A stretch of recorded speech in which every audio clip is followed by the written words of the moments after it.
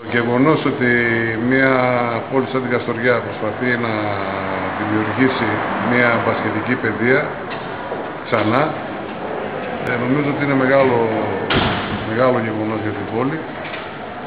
Νομίζω ότι το μπάσκετ πρέπει να παίζεται στις κοινωνίες της περιφέρειας. Είναι σημαντικό γιατί δίνει σε πάρα πολλά παιδιά τη διέξοδο και να αθληθούν, αλλά και να έχουν διεξόδους γενικότερα στη ζωή τους.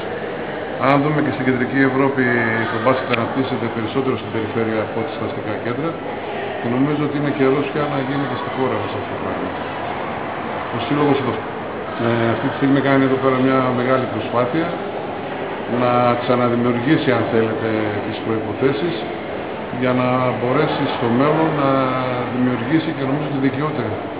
Εάν προσπαθεί σωστά να δημιουργήσει μια ομάδα για την οποία να μπορεί να είναι περήφανη η πόλη.